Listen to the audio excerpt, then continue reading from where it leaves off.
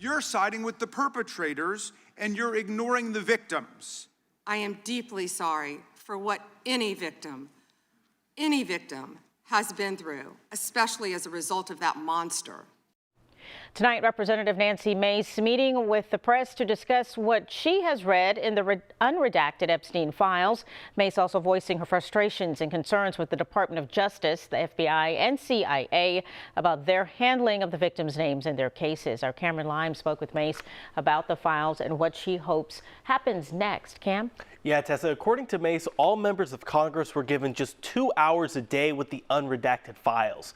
She explains how the DOJ would bring them into a small room, sign them into a computer, and allegedly monitor them while the lawmakers looked at the documents. Now, according to Mace, it was incredibly difficult at times to find documents, telling media if you didn't know where to look, you wouldn't know where to find it.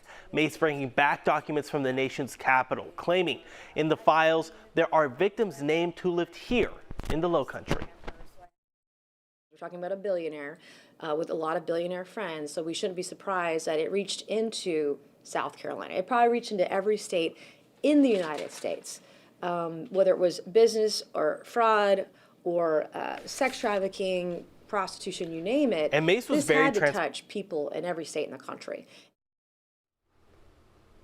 And Mace was very transparent about her frustrations when it comes to the DOJ's investigation, stating the department has only made one arrest so far and how it is statistically impossible to have thousands of victims and only one accomplice. Earlier this week, Attorney General Pam Bondi appearing before the House Judiciary Committee and now facing backlash over her treatment of the investigation. Although Mace was not a part of the committee, she had some harsh words for the Attorney General.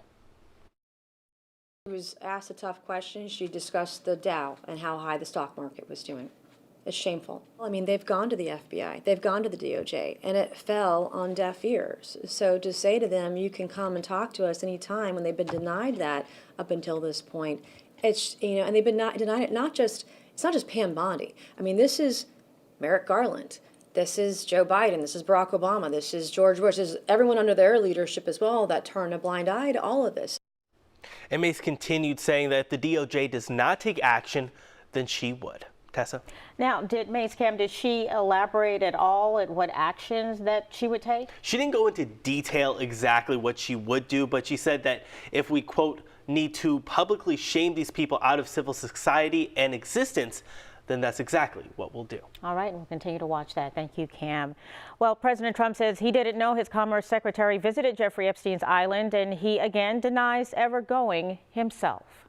No, I wasn't aware of it. No, I didn't.